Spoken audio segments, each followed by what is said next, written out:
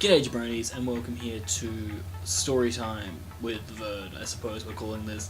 For some reason my camera is being a little bit slow, which is slightly frustrating, not gonna lie.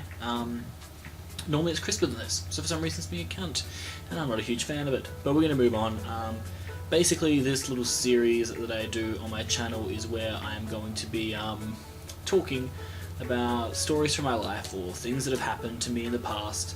And just things, a lot of these things happen in just one day, which is pretty stupid. And yeah, you're gonna get to know more about me and whatnot, and it's gonna be a fun time. So this one is actually to do with running. But more importantly, like running a race in itself, I guess. So, for those of you who don't know, I'm from Adelaide, South Australia, and every year we have a run called the City to Bay Fun. You can choose to do like a 6k run, a 12k run, you can walk that distance as well, and being the crazy idiot I am, I decided to run 12 kilometers. Now, to put it in terms that an American can understand, it's roughly, just doing maths in my head, it's roughly about 6 miles, I'd say, around 6 miles, and so it's a decent run. It's a decent run, not like a marathon, not that long, but it's still a pretty decent run. And you have to have some level of fitness to be able to do it. I did not have that fitness. I had come off a soccer season where I had just not really been exercising that much. My only form of exercise was training on the Thursday and then playing on the Saturday. And I was just enjoying lots of fatty foods because, you know, we all go through that period. And honestly, like, I was pretty happy with my body. Like, I've always had a decent metabolism. Like, I'm never really skinny, but I'm never really fat, if that makes sense. I'm kind of just in between, and I'm okay with that, because I don't think I should have to limit what I eat. If I want to eat something, I eat it. That's how it is. I know I've said in the past, like, I'll try and be healthy, and I've tried that, but at the end of the day, the best thing that works for me is just eating whatever I want, and then still trying to do the exercise. But at this point in my life, when the run came around, I had not been exercising that much. It had been about a month off of soccer, so my cardiovascular endurance was shot to shit, and I weighed 90 kilos. Now, to put this in perspective, I was 90 kilos for this run, and when I ran my marathon when I was 19 years old, I weighed 75 kilos. So in the space of 4 years, I had gained 15 kilograms, which is a lot. It's pretty bad, but at the same time, I was like, you know what, it's fine. I should be able to still do this all good. I think I'll be alright. I'll be okay. What's the worst that could happen, right? It's just a run. You just start running, you go, it's all good. It didn't help my sleep schedule was kind of fucked heading into this, because I'd been doing lots of recordings with people at really shitty hours. What was shitty hours for me as an Australian, not really shitty if you are anywhere else in the world. So I was running off 2 hours sleep going into this run. Got up bright and early before the sun was even out, as you do. Got up, had a shower, which kind of woke me up. You know, like how a shower is kind of like a morning coffee. It gives you that little bit of a boost, but it's not really enough for you to be like fully aware of what's going on. But anyway, aside from this, all you know is I've barely slept, I am incredibly unfit, and I've got to run 12 kilometers. Cool, we're off to a good start. Now, I'll be frank with you guys, even when I was in decent running condition, last time I ran this race, I wasn't able to finish it just continually running. I had to actually stop for a bit. Maybe that was because my dad was on a ridiculous pace, I don't really know, but it is what it is. So we get down there, and it's my dad and I running it. Now, bear in mind, I'm a 23-year-old. My dad is a 61-year-old at this point. No, he's 60 years old. Ooh, he would have killed me if I said... Wait, no. Yeah, he's 60 years old. He's 60 years old. So, he is, like... He's running one of his last few races, and it was special for us to run it together. So I was like, oh, that's really nice, you know, we'll do that, that's all good. So we get out of the car, and we, like, Vaseline up. And, like, Vaseline's really important, because, Daddy Dingo and... I'm Daddy Dingo, so what does that make him? Papa Dingo. Papa Dingo and me, we get chafing issues. So, like, you just Vaselining up the groin area, guys, because I know women get this too, but, like, guys, you know, you get the chafe, and it's just terrible. And the main places to do it are the groin and the nipples. The reason why I do the nipples is also because when you're wearing the singlet with the safety pins, you don't exactly want a safety pin coming across and nicking the old nip. So if you have the Vas on there, it kind of slides through, kind of like a nice little glide through the nipple. So do that. But one thing I've forgotten, one thing you should really remember if you're doing these long distance running is it's really important to do it under the underarms, because you have a singlet there, and you probably wouldn't be used to running in a singlet for that long, but after a while, if you're not used to it at all, and if it's a really shit fabric, then it's going to be bad. And I bought this thing that I was running in when I was in Bali, and it wasn't the best quality, but it was like the only thing that still fit me of my running gear, so whatever. We head down there, and it's about an hour until the run starts, and like Dad and I, we normally just do like a pre-race poo. We call it a PRP. So we're looking down, and there's a normal place that has like normal toilets, it's really good, chilled out, we go there, and it's not there. The entire area there is under construction, so we're like, oh, crap, where are we going to have to go? And the only place that was left for us to go were these porta potties. There was like maybe 10 on each side, so it was like a corridor, and like 10 on each side. So we're in the line, pretty small line actually, because we got there quite early, and the basic system of it was you get in, you lock the door, you do your business, you unlock the door, you open the door, you're out. Once you see a door open, you swoop in. So we were pretty good with this system, Dad and I. We saw it, he went into one first, and then I was into the next one, saw one open up, I was like, bang, let's go. Gotta love the smell of a porta potty too. There's just nothing that sings come into this space more than somebody's shit still wafting in the air. And you know, it's like those people who, I mean, I'm the same, you're kind of nervous, you haven't had much food the night before, so it's just a really bad like shit smell.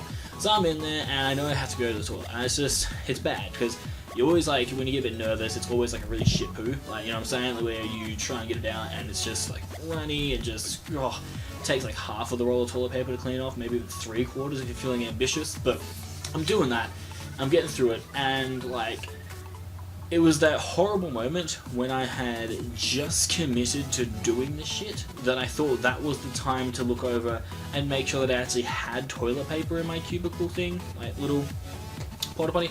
I turn around immediately to where toilet paper should be, and there's none there.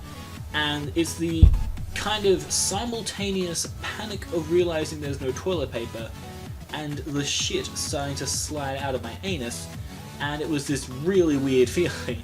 And as it dropped, I then looked a bit further up, and luckily there was another sheet. What kind of thing? The system was, it was kind of in these boxes, and you had to move the boxes down. The problem was, this box wasn't really budging that much, so what I had to do, while I'm in the middle of shitting, is move this box down so I can reach the actual paper, because the box is there, but there's like a guard kind of thing on it, and so I have to kind of move it slowly down, and I finally get it down. I'm like, yes, this is awesome.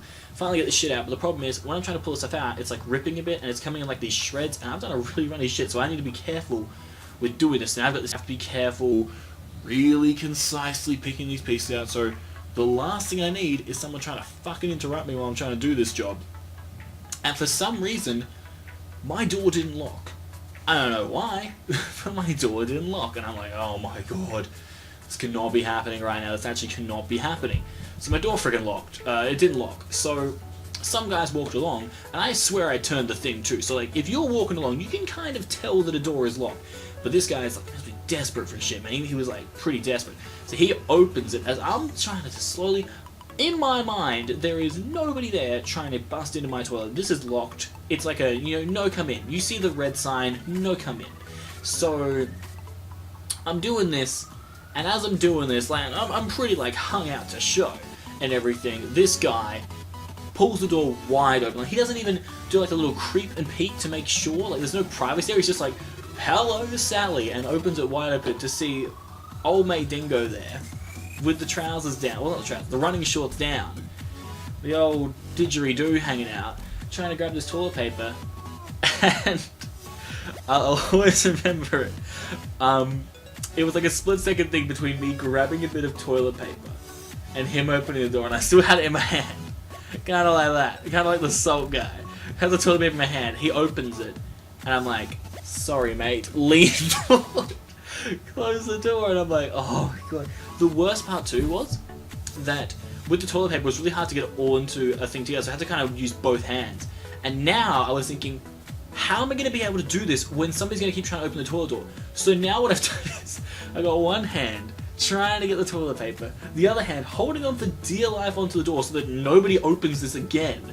And it took me, I reckon, about 15 minutes to feel confident that I wasn't going to get ass chafing.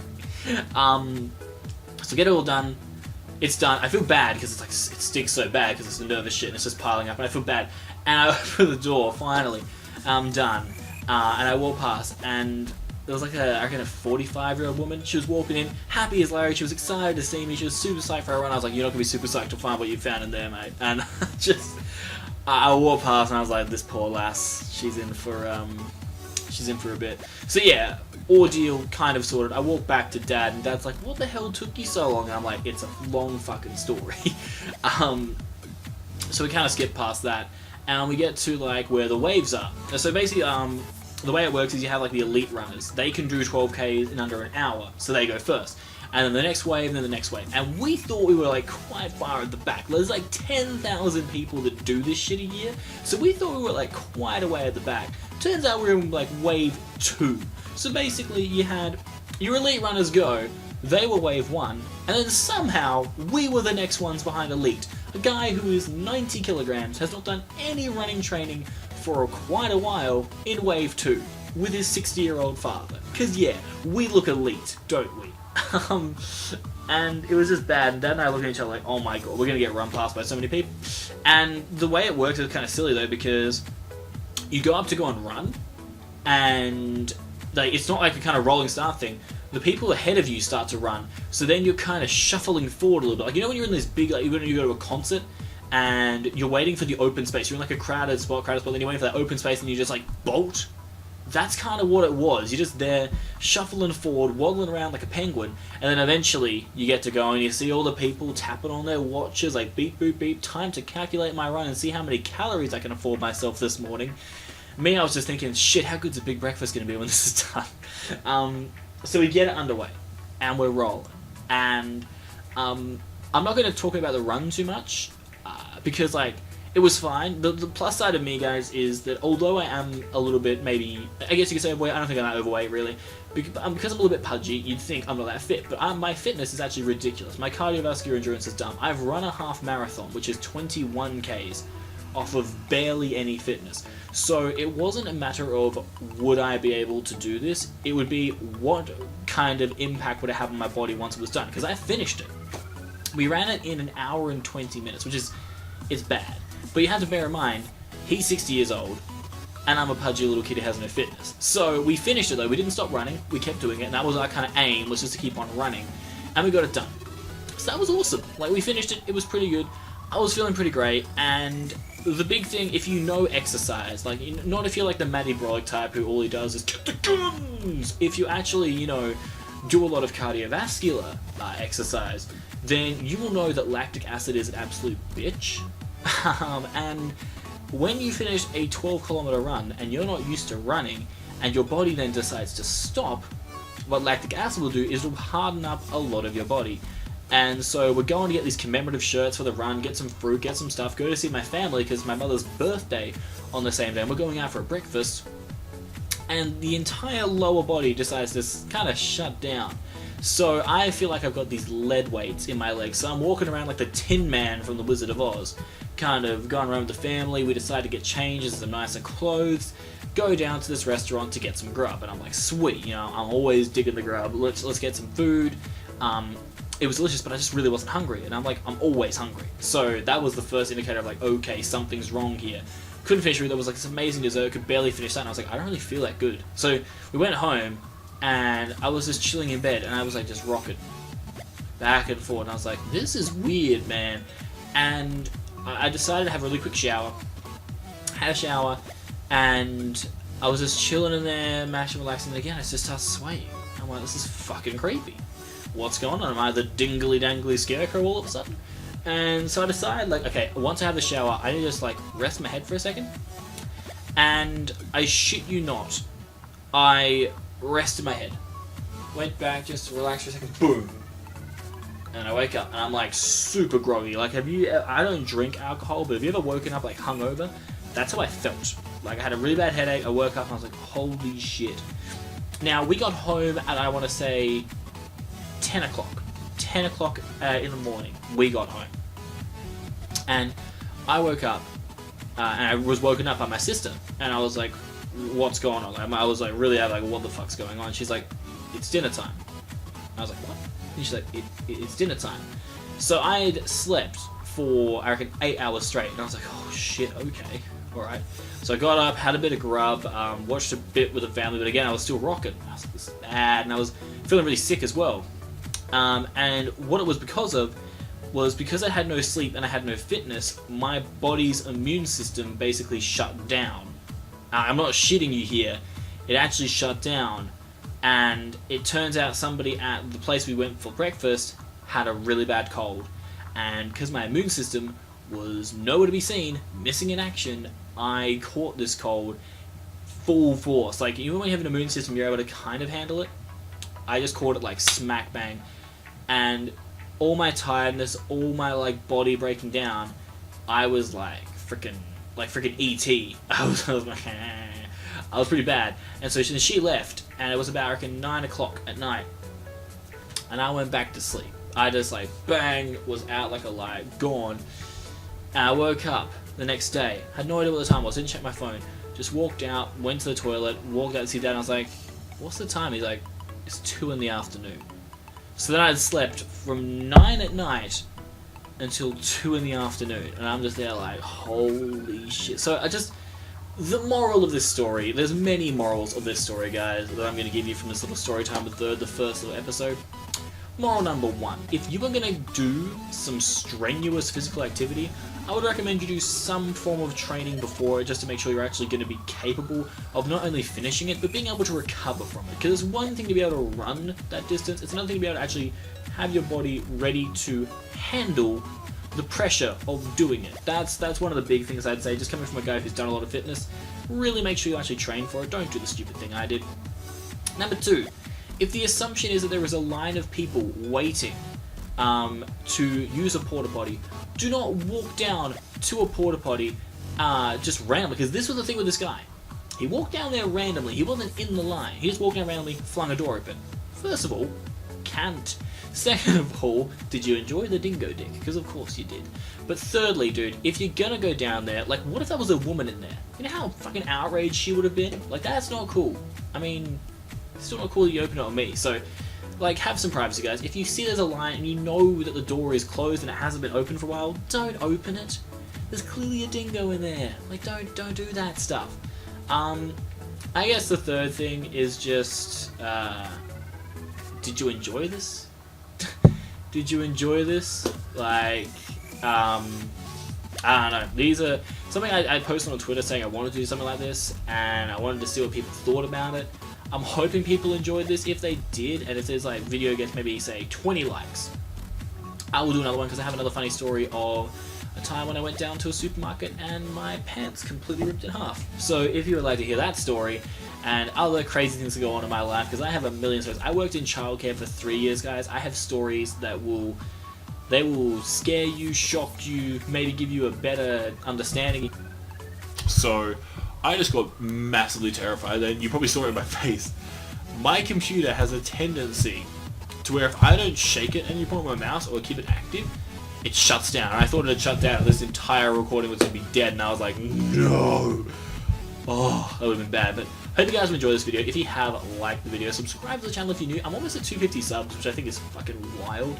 And comment down below, like I said, if you'd like to see more stuff like this, then liking this, getting it to 20 likes, and commenting, telling me how you feel the story went. If it maybe taught you some life lessons, then that's pretty cool. But I hope you guys enjoyed. My name's The Third. I'm out of this bitch.